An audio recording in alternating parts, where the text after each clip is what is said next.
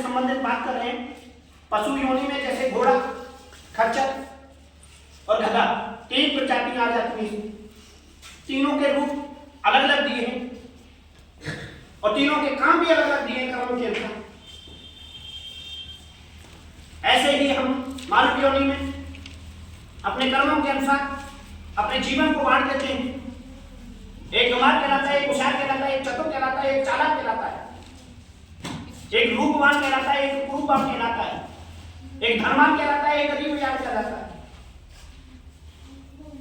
एक गंवार कहलाता है, एक होशियार कहलाता है। सबके रूपों के अनुसार हमके अलग अलग मिल गए। इनमें क्यों मिले हैं? इस प्रजाति से उस प्रजाति की तुलना करने में जा रहे हैं। जैसे चेतक का नाम था घोड़ा, घोड़ा का नाम था चेतक। वो किसका घोड़ा था? महाराणा प्रताप का घोड़ा था। क्या गधा ने किसी जगह पर नाम लिया है कि वो किसी का भी सवारी दफ्तर के किसी जगह पर अड़ा है? कर्म के अनुसार घोड़ा भी से ज्यादा गधा भी वफादार माना गया मानव का। वो कैसे कि गधा सबसे ज्यादा गधा बोल करके उसकी इंसल्ट होती है उस प्रजाति की, उसको गरीब माना जाता है, उसको कमजोर माना जाता है। मगर गधा से वफादार कोई नहीं है पशु। जैसे कि अपने आप में गधा को उसका मालिक एक बार एक पगडंडी से, एक रास्ते से, एक जगह से ऊंचाई नीचाई से बता दे और जब तक उसके वजन पीठ पर रखता रहता है, जब तक हटता नहीं है उसका मालिक, तब तक गधा चाहे टूट जाए, मर जाए, हटेगा नहीं और उस रास्ते पर चलता ही रहेगा जब तक उसका मालिक जाकर के उसे नहीं बोल देगा कि हटा करके झटका नहीं देगा, उसमें से वजन को हटा नहीं देगा, तब तक वो हटता नहीं उसे। कैसे वो गधा से भी सीखे, ऐसे वफादार, ऐसे बेटी बेटा बनो, ऐसे गुरु के शिष्य बनो, ऐसे चेला बनो जो जीवन में सक्सेस बनो, ऐसे महाराणा प्रताप राजा के घोड़े बनो जो चेतक का रूप था।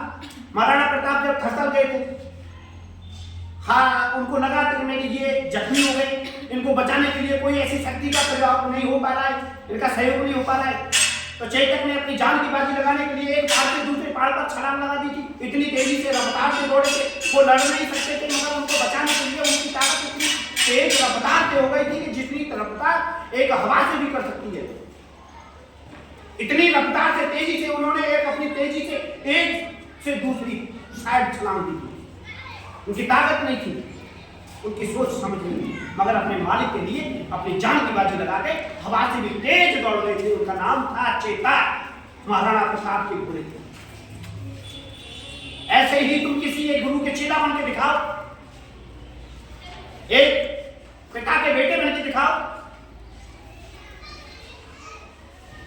कोई कर्म करके दिखाओ, उनकी अच्छाइयों को ध्यान करो, बुराइयों को ध्यान मत करो। कितने देवी देवताओं में जन्म होता है, ब्रह्मा शक्ति एक अलग है, देवों का देव महादेव है, उनकी शक्ति अलग है। मानव योनि में मर्यादा पुरुषोत्तम राम नाम लिया था। चारों भाई थे, दशरथ के बेटे थे, राजा दशरथ जी के, मगर राम पुरुषोत्तम, मर्यादा पुरुषोत्तम भगवान दो के लाए,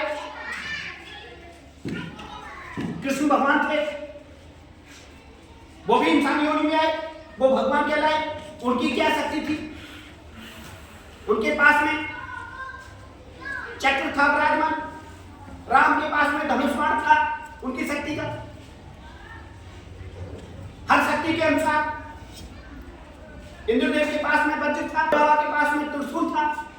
हर किसी के साथ में एक शक्ति के साथ में एक व्यवस्थाएं बनाई गई। तुम्हारे पास में तुम्हारी शक्ति कलम है, कलम के अनुसार अपना रूप बना सकते हैं, शक्ति बढ़ा सकते हैं, डीएम एसडीएम बन सकते हैं, कोई भी ताकत अपना सकते हैं। जैसे भगवानों को पद मिला, जैसे इंसानों को पद मिला है, कर्म के अनुसार मिला है।